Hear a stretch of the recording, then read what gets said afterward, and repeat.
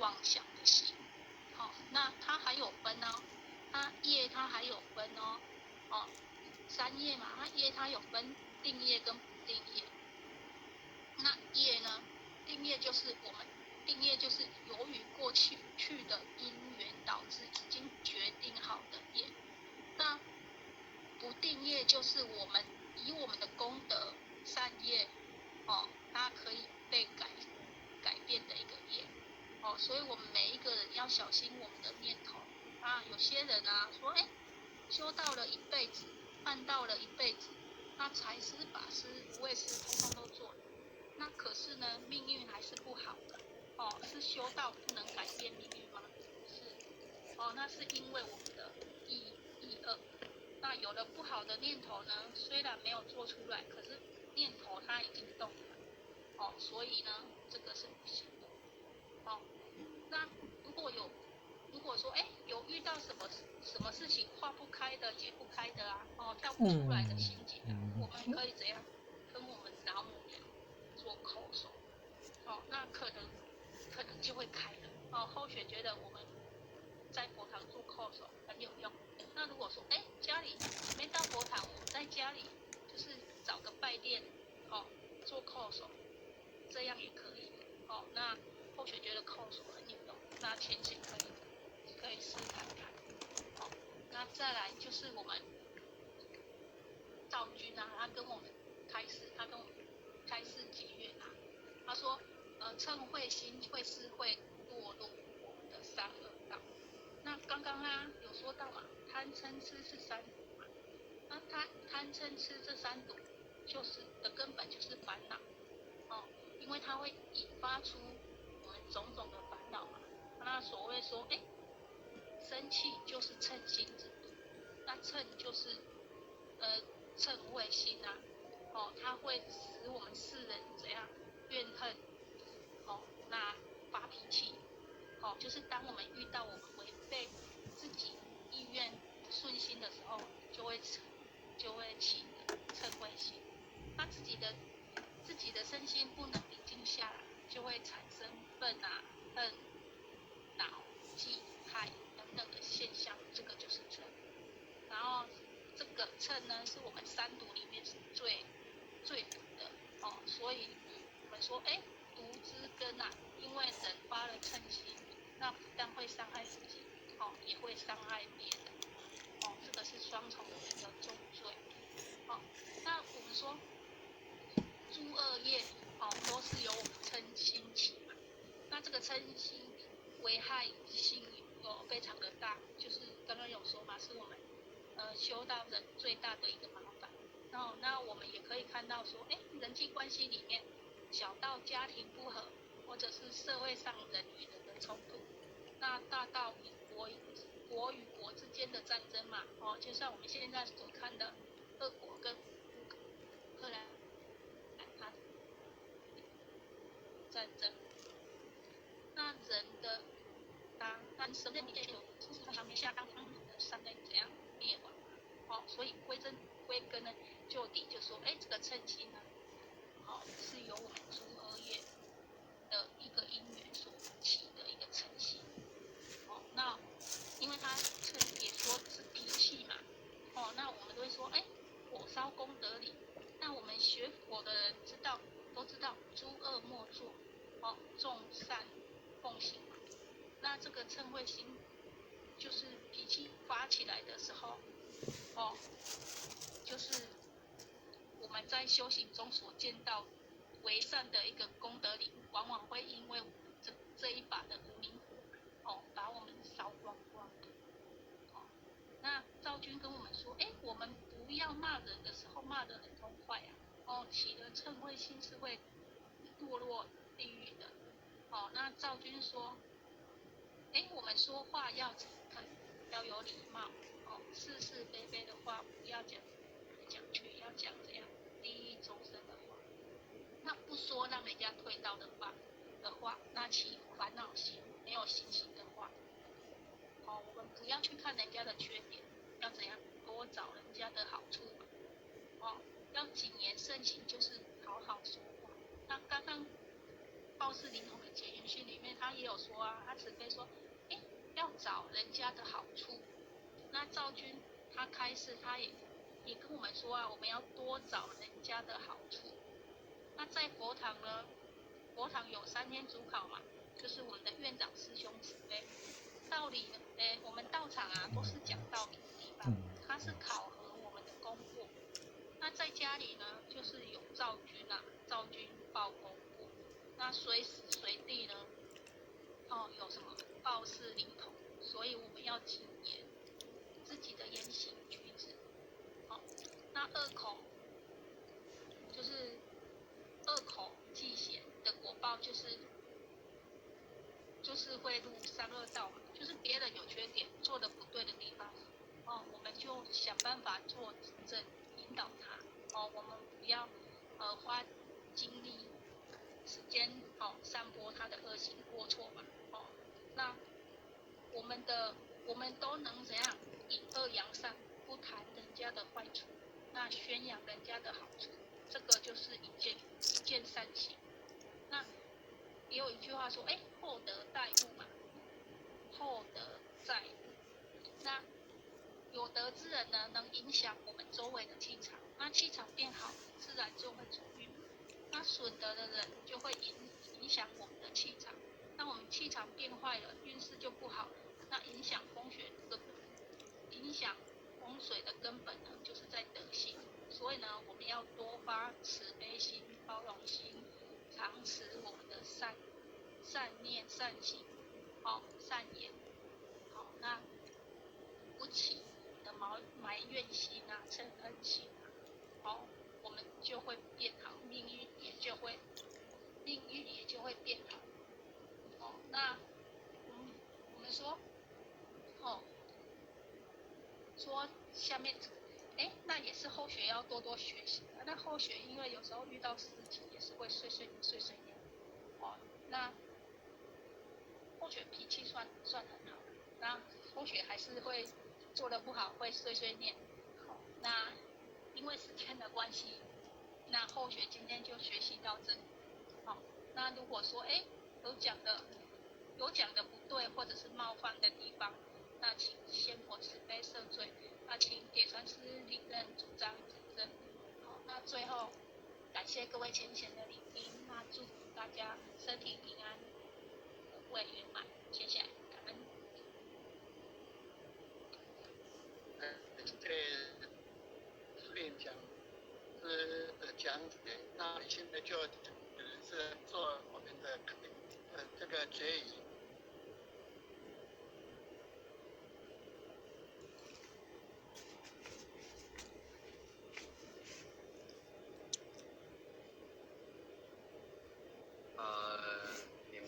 副领任组长在座各位浅显大德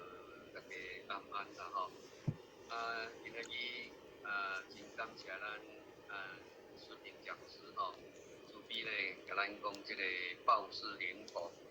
那当然借着这个报事灵童课程呢，那或许今天也学习到所谓的报事灵童。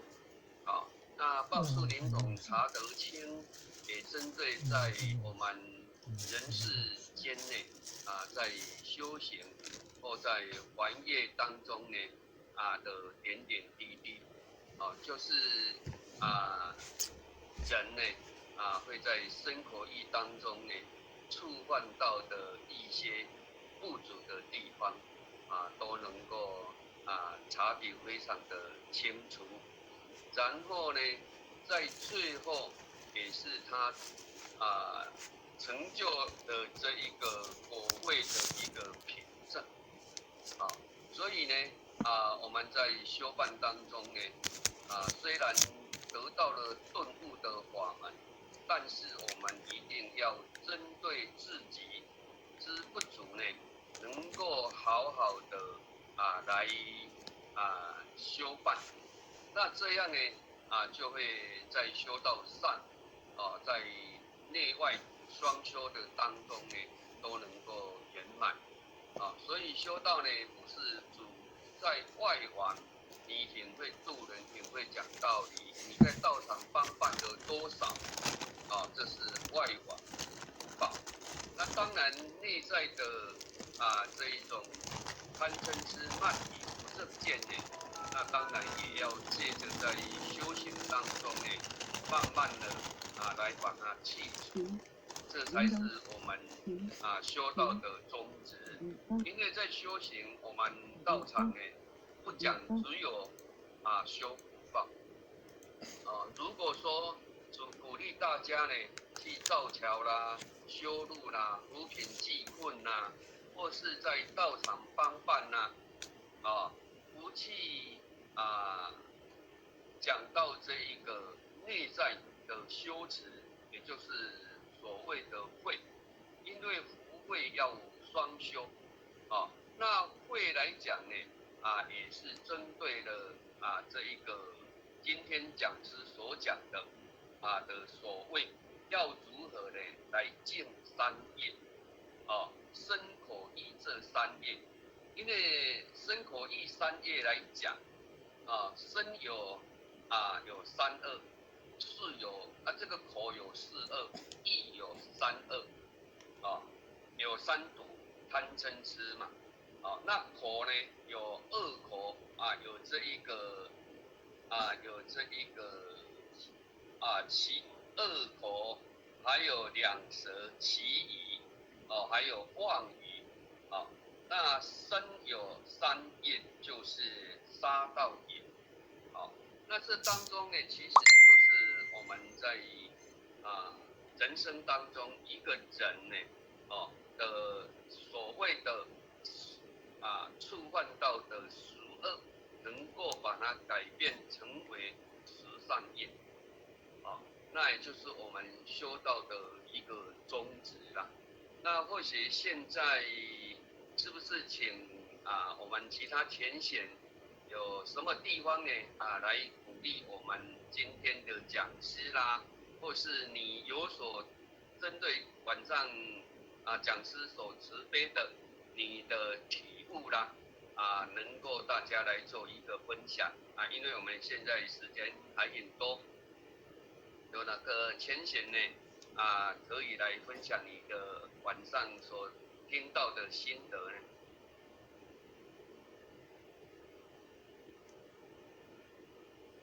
是建凯吗？建凯讲师吗？慈悲号。简单是吧？后学来分享一下今天听到的课程是后学之前有听其他讲师分享过道士灵童的圣训，那因为这个道士灵童的圣训，它有指出100点的佛规，然后后学先提一点，后学最近对这个佛规比较有感觉的事情，就是想渡人不敢讲，然后没有信心。对，那就是在学习渡人的过程当中，就是在前些日子的时候，总是想说我们每一年都有立新春愿，然后是要渡几个人。那我师团这边也是有希望大家可以去立愿，就是希望说自己这学期可以渡几个人。那大部分的时候后学都是就是会因为没什么把握，然后就是给自己的一个就是立大概1到2个可以渡的重症，但是实际上后学的内心上是没有怎么单的。那在前些日子之后就是有看到道士灵童的圣训，他就写说想渡人，然后不敢讲，却没有信心，这个是因果。那后学就想说既然已经要渡人了，可是又不敢讲，那是为什么？然后就在想说，心头上就是先想着既然没有信心就因果，那是不是每天如果一直想着我渡不到人，那我是不是就有很多过这样？那然后就渐渐的就是去自己的心境就是去培养说，其实我们道很好，可是为什么要对他没有信心？我在分享道的东西的时候，又不是在分享坏事。那今天如果去跟朋友或同事分享，他今天要接受不接受我去助他，都是他的选择。那我不讲的话，那不就是等于我好像认为道是一个不是很就是正常的正规或者是很正确的一个宗教或者是一个东西。那今天就是听到淑萍讲师分享到就是关于求道人的事情，那或许就是有一个新的体悟，就是说他分享到三官大帝在我们求道的时候会烧一张龙天表文，那就是说就是会请在附近的那个城隍爷，然后来将这个龙天表文，然后让奥斯灵童去查明这一个求道人的清白。那就是讲师分享到那个有那个郭明义检察师的故事，然后就是讲到就是这个钱险啊，就是之前是诈骗集团，然后就是三官大帝在那个城隍也在是城隍爷还是城隍大帝，而且有点忘记，就是将这个求道人就是推开这样子，那就是有在暗示，就是说这个求道人其实是一个身家没有很清白的人。他或许是没有遇过这样子的事情，不过听完今天的课程之后，就是有对于就是要度的朋友或者是同事也好，就是会有更深刻的一个想法，就是说我们如果可以做得更端正的话，那去看透这一个朋友或者是这个同事，或许就是可以看到他更清白的一面也不一定。那我们如果在明白了这一点之后，再去成全这些同学或同事的过程当中，或许可以就是让对道德理念会更加有信心。那或许今天就是听完淑萍讲师的分享是有新的体悟，那就是感谢讲师慈悲这样子，感恩。感谢建凯讲师呢慈悲呢当然也透过今天讲师的报事灵统呢对自己呢有一个启发那也一个鼓励，然后呢来调整他在度人不敢讲的这一个当下呢能够去圆满，也能够去体悟的他刚才所讲的你没有讲也是这样，那你讲了你讲的呢同事朋友呢其实就有这个机会，那你如果踏出这一步之后呢，你以后就会有熟练了一回生二回熟，三回变高手，四回呢就变成无敌手。对于遇到人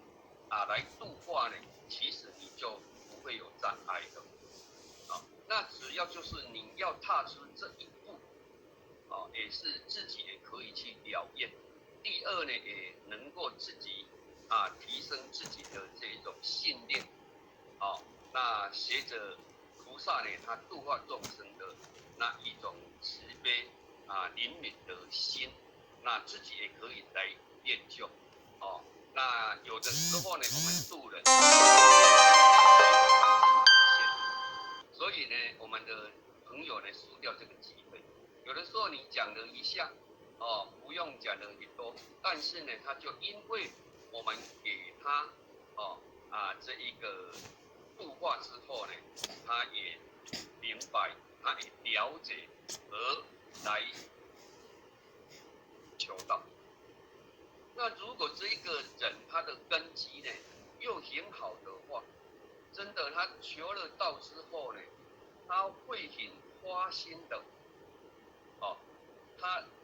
所会去在度化人的，在修办的信心的，其实他也许会比我们度化他的人呢还要强慈悲。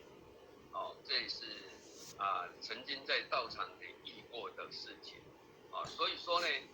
我们不要输掉任何的一个机会。因为我们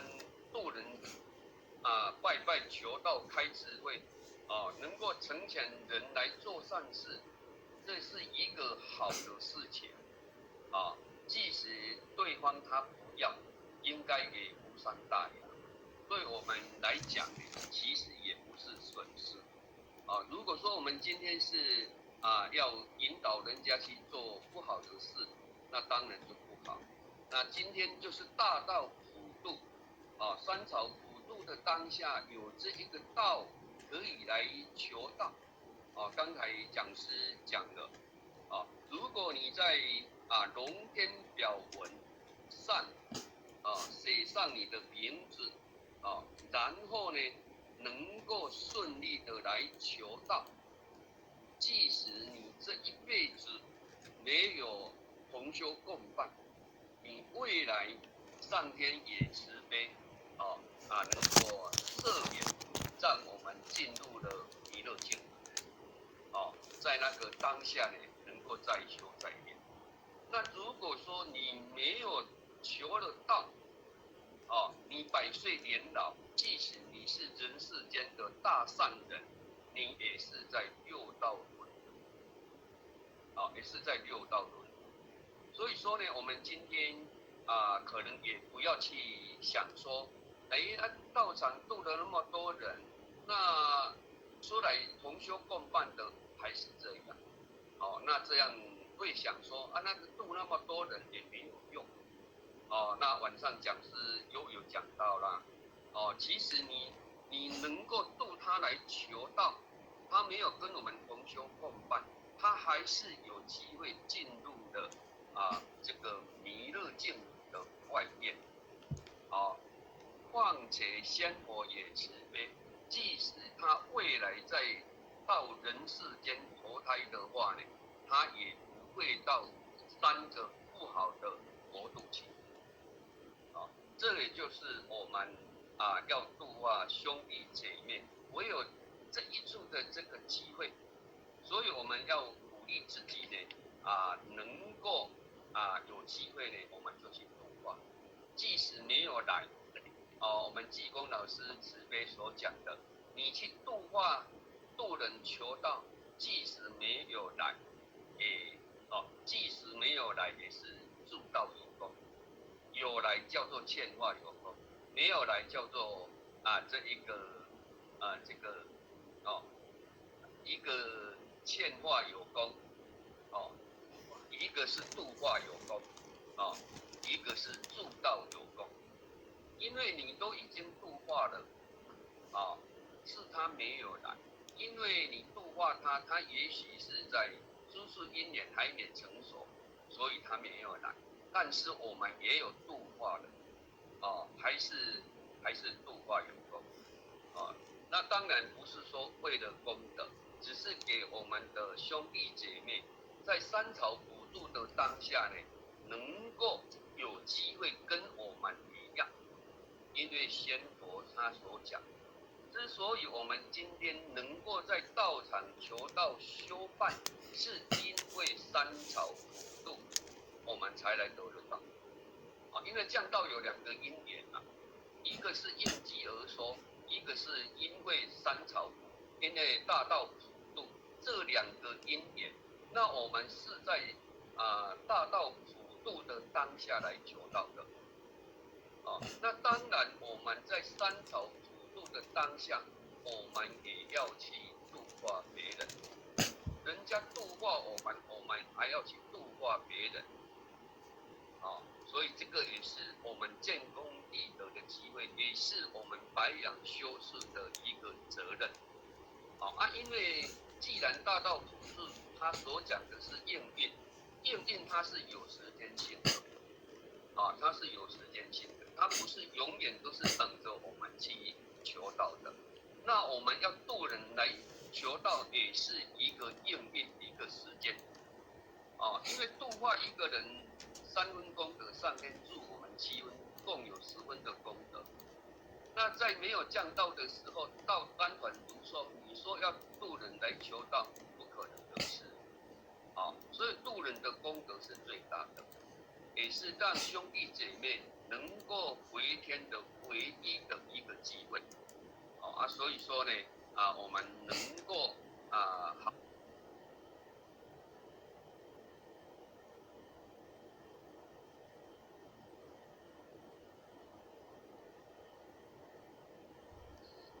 讲师没有声音啊。抱歉，因为没有声音，要提醒一下，因为或许没有开那个麦克风慈悲啦，以后如果像这样要提醒要不然或许讲那么多也白讲的那所以说呢我们这三草普渡大事因为我们是因为普渡而得到嘛，那我们也要在普渡的当下呢来度化众生所以今天呢我们建凯讲师听了我们石云讲师所讲的，那当然对他自己在道场呢，也许有一点点的不足的，他听到了之后呢，让他呢能够体悟的更多，而且鼓励了自己在度化兄弟姐妹的机会呢，都能够去把握都能够去把握，因为我们兄弟姐妹能够来求道，只是我们要有人去开口，穿针引线如果没有开口的话，他怎么知道大道普渡？他怎么知道来求道呢？因为求道是空前绝后，以前降道是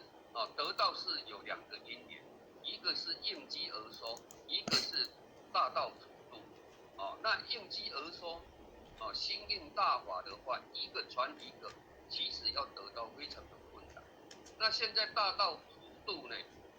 我们得到是比较困难比较简单，但是要有所谓的引宝二支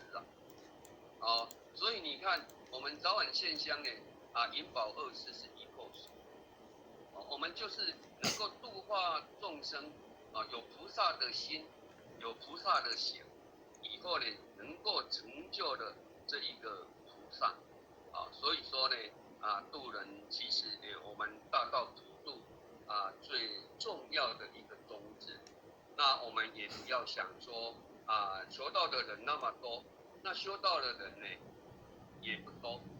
我们不能因为这样就没有去度化因为我们度化他的话呢，也许他有机会，你没有度化他，他等于没有机会刚才讲师也有讲只要在龙天表文上能够顺利的求得到，即使没有跟我们同修共伴呢未来他还有机会往生这个弥勒境，这是上天的恩赐嘛，所谓的天恩师德嘛所以说呢我们有这个机会呢，当然要好好的把握。那当然呢我们在这一个报事灵统这个所谓的人间施语，天听若雷嘛所以说呢我们的点点滴滴上天都知道有的报事灵统，有的造心有的日夜有神还有这一个见识神所以说呢善有善报，不是报，不是时间对到所以说我们在修办当中呢，都是要谨言慎行的尤其讲师有讲到要净三业，身口意吧，身口意身有三身有这一个三恶是这一个杀道口有四恶是恶口两舌其以妄语，那么呢意有三毒是贪嗔痴那我们如何从三恶业变成12业呢变成13道？这个就是我们在修办的当中所以我们在谨言慎行一定要注意的没有注意的话呢，就会被这个报道士灵童呢查得清，记得非常清楚，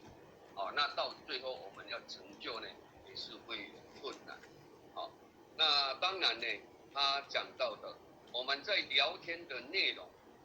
只要的都能够一个积极正面，不要有负面的，那这样有负面的话，去影响到别人的修范，那这样不好，也许你要成就会有困难，不要去伤害别人，我们要没有分别的心，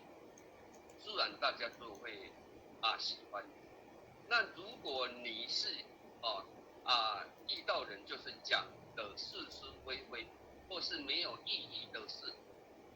人家呢会想说你专门在倒垃圾给别人的，人家就会